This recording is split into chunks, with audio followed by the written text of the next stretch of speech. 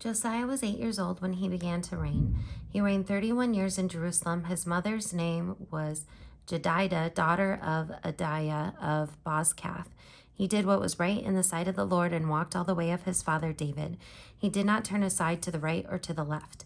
In the 18th year of King Josiah, the king sent Shaphan, son of Azaliah, son of Meshullam, the secretary, to the house of the Lord, saying, "Go up to the high priest Hilkiah, and have him count the entire sum of the money that has been brought into the house of the Lord, which the keepers of the threshold have collected from the people. Let it be given into the hand of the workers who have oversight of the house of the Lord. Let them give it to the workers who are at the house of the Lord repairing the house, that is, to the carpenters, to the builders, to the masons, and let them use it to buy timber and quarried stone to repair the house. But no accounting shall be asked from them for the money that is delivered into their hand, for they deal honestly." The high priest Hilkiah said to Shaphan the secretary, "I have found the book of the law in the house of the Lord." When Hilkiah gave the book to Shaphan, he read it. Then Shaphan the secretary came to the king and reported to the king, "Your servants have emptied out the money that was found in the house and have delivered it into the hand of the workers who have oversight of the house of the Lord." Shaphan the secretary informed the king, "The priest Hilkiah has given me a book." Shaphan then read it aloud to the king. When the king heard the words of the book of the law, he tore his clothes. Then the king commanded the priest Hilkiah, Ahikam, son of Shaphan, Achbor, son of Micaiah, Shaphan the secretary, and the king's servant Asaiah, saying, "Go inquire of the Lord for me, for the people, and for all Judah concerning the words of the book that has been found. For great is the wrath of the Lord that is kindled against us, because our ancestors did not obey the words of this book to do according to all that is written concerning us." So the priest Hilkiah, Ahikam, Achbor, Shaphan, and Asariah went to the prophetess Huldah, the wife of Shallum, son of Tikvah, son of Harhas, keeper of the wardrobe. She resided in Jerusalem in the second quarter, where they consulted her. She declared to them, "Thus says the Lord, the God of Israel, tell the man who sent you to me, thus says the Lord, I will indeed bring disaster on this place and on its inhabitants, all the words of the book that the king of Judah has read. Because they have abandoned me and have made offerings to other gods, so that they have provoked me to anger with all the work of their hands, therefore my wrath will be kindled against this place, and it will not be quenched. But as to the king of Judah, who sent you to inquire of the Lord, thus shall you say to him, Thus says the Lord, the God of Israel, regarding the words that you have heard, because your heart was penitent and you humbled yourself before the Lord when you heard how I spoke against this place and against its inhabitants, that they should become a desolation and a curse, and because you have torn your clothes and wept before me, I also have heard you, says the Lord. Therefore I will gather you to your ancestors, and you shall be gathered to your grave in peace. Your eyes shall not see all the disaster that I bring on this place." They took the message back to the king. Then the king directed all the elders of Judah and Jerusalem should be gathered to him. The king went up to the house of the Lord, and with him went all the people of Judah, all the inhabitants of Jerusalem, the priests, the prophets, and all the people, both small and great. He read in their hearing all the words of the book of the covenant that had been found in the house of the Lord. The king stood by the pillar and made a covenant before the Lord to follow the Lord, keeping his commandments, his decrees, and his statutes with all his heart and all his soul, to perform the words of this covenant that were written in this book. All the people joined in the covenant. The king commanded the high priest Hilkiah, the priests, the second order, and the guardians of the threshold to bring out of the temple of the Lord all the vessels made for Baal, for Asherah, and for all the host of heaven. He burned them outside Jerusalem in the fields of Kidron and carried their ashes to Beth-el. He deposed the idolatrous priests whom the kings of Judah had ordained to make offerings in the high places at the cities of Judah and around Jerusalem. Those also who made offerings to Baal, to the sun, the moon, the constellations, and all the host of heavens. He brought out the image of Asherah from the house of the Lord outside Jerusalem to the Wadi Kidron, burned it at the Wadi Kidron, beat it to dust, and threw the dust of it upon the graves of the common people. He broke down the houses of the male temple prostitutes that were in the house of the Lord, where the women did weaving for Asherah. He brought all the priests out of the towns of Judah and defiled the high places where the priests had made offerings, from Geba to Beersheba. He broke down the high places of the gates that were at the entrance of the gate of Joshua, the governor of the city, which were on the left at the gate of the city. The priests of the high places, however, did not come up to the altar of the Lord in Jerusalem, but ate unleavened bread among their kindred. He defiled Topheth, which is in the valley of Ben Hinnom, so that no one would make a son or daughter pass through fire as an offering to Molech. He removed the horses that the kings of Judah had dedicated to the sun at the entrance to the house of the Lord by the chamber of the eunuch Nathan Melech, who was in the precincts. Then he burned the chariots of the sun with fire. The altars on the roof of the upper chamber of Ahaz, which the kings of Judah had made, and the altars of Manasseh had made in the two courts of the house of the Lord, he pulled down from there and broke in pieces and threw the rubble into the Wadi Kidron. The king defiled the high places that were east of Jerusalem to the south of the Mount of Destruction, which King Solomon of Israel built for Astarte, the abomination of the Sidonians, for Chemosh, the abomination of Moab, and for Milcom, the abomination of the Ammonites. He broke the pillars in pieces, cut down the sacred poles, and covered the sites with human bones. Moreover, the altar at Bethel, the high place erected by Jeroboam, son of Nebat, who caused Israel to sin, he pulled down that altar along with the high place. He burned the high place, crushing it to dust. He also burned the sacred pole. As Josiah turned, he saw the tombs there on the mount, and he sent and took the bones out of the tombs and burned them on the altar and defiled it, according to the word of the Lord that the man of God proclaimed, when Jeroboam stood by the altar at the festival. He turned and looked up at the tomb of the man of God who had predicted these things. Then he said, "What is that monument that I see?" The people of the city told him, "It is the tomb of the man of God who came from Judah and predicted these things that you have done against the altar at Bethel." He said, "Let him rest. Let no one move his bones." So they let his bones alone with the bones of the prophet who came out of Samaria.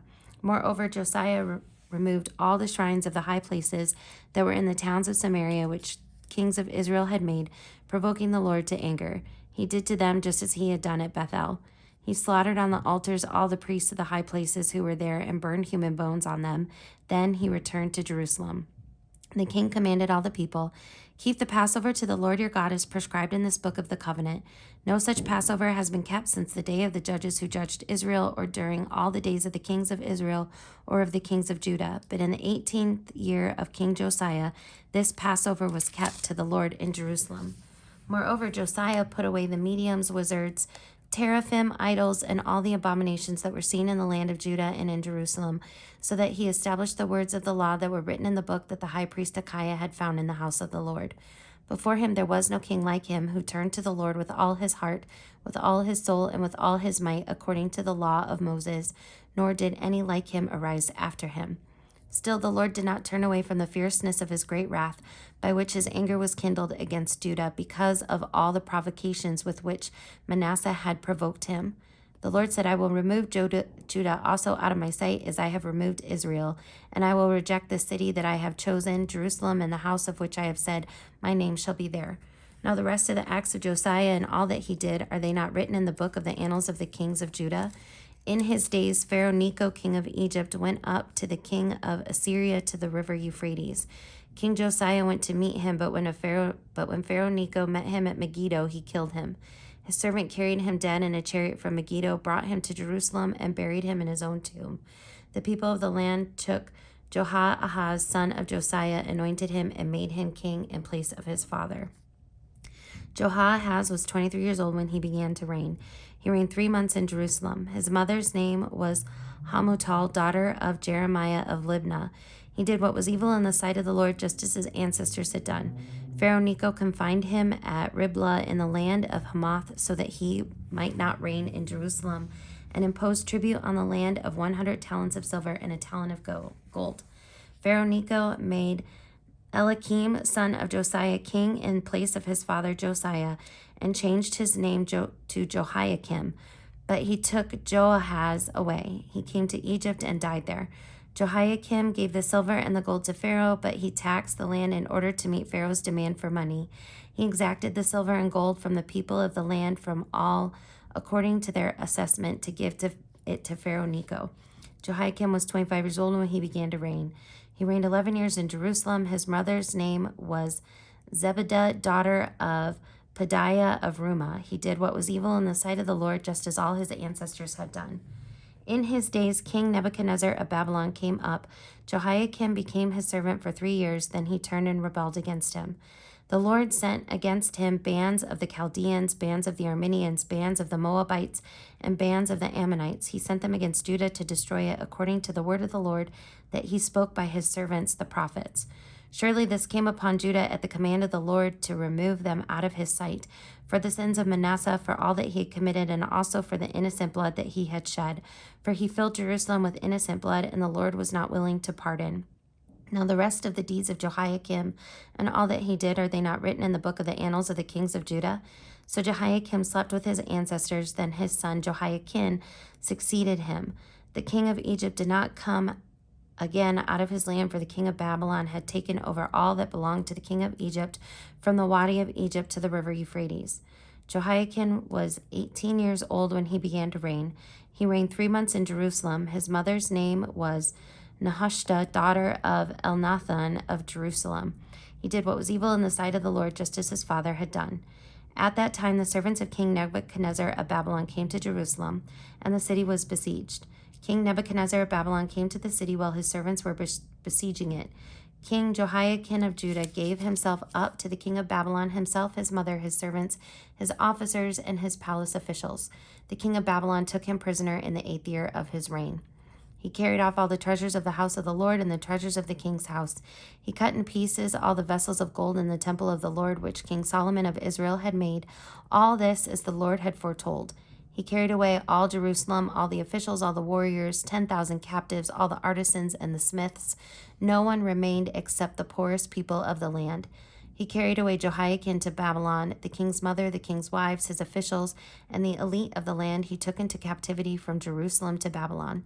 The king of Babylon brought captive to Babylon all the men of valor, 7,000 the artisans and the smiths, 1,000 all of them strong and fit for war. The king of Babylon made Mattaniah, Jehoiakim's uncle, king in his place, and changed his name to Zedekiah.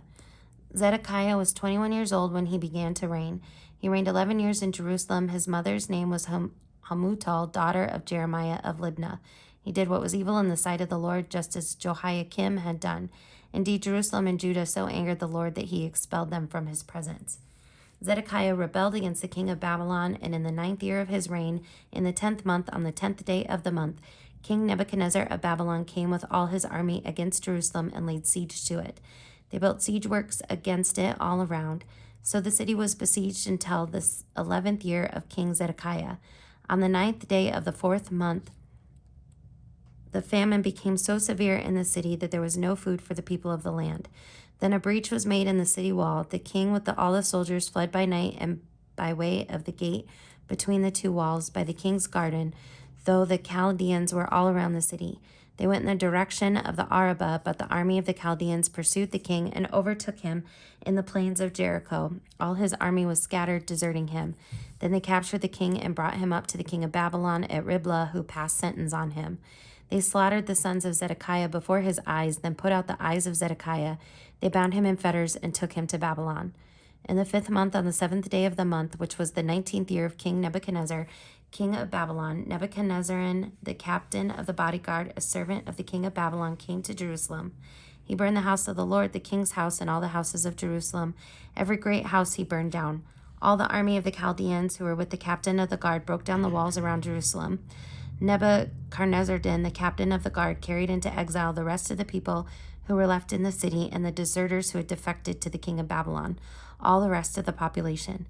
But the captain of the guard left some of the poorest people of the land to be vine dressers and tillers of the soil. The bronze pillars that were in the house of the Lord, as well as the standards and the bronze sea that were in the house of the Lord, the Chaldeans broke into pieces and carried the bronze to Babylon.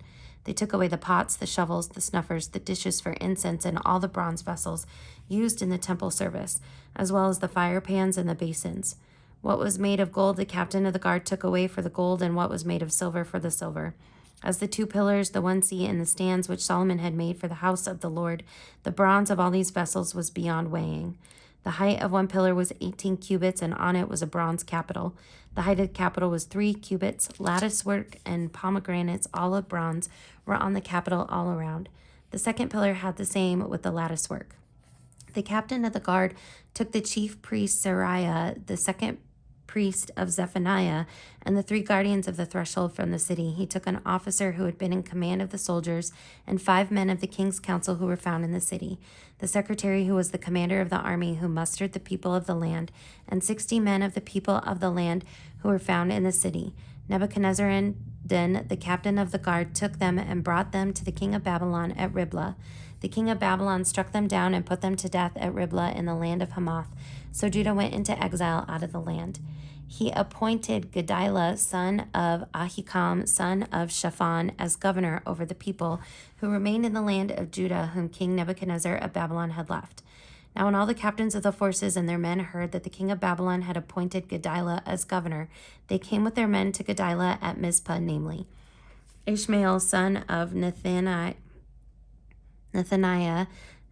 Johanan, son of Kareah, Sariah, son of Tanhumeth the Netophathite, and Jaazaniah, son of the Maakathite. Gedaliah swore to them and their men, saying, "Do not be afraid because of the Chaldean officials. Live in the land, serve the king of Babylon, and it shall be well with you." But in the 7th month, Ishmael, son of Nethaniah, son of Elishama, of the royal family, came with 10 men. They struck down Gedaliah, and he died, along with the Judeans and the Chaldeans who were with him at Mizpah. Then all the people, high and low, and the captains of the forces sent out and went to Egypt, for they were afraid of the Chaldeans. In the 37th year of the exile of King Jehoiakim of Judah, in the 12th month, on the 27th day of the month, King Evil-Merodach of Babylon, in the year that he began to reign, released King Jehoiakim of Judah from prison. He spoke kindly to him and gave him a seat above the other seats of the kings who were with him in Babylon. So Jehoiakim put aside his prison clothes. Every day of his life he dined regularly in the king's presence. For his allowance, a regular allowance was given him by the king, a portion every day, as long as he lived.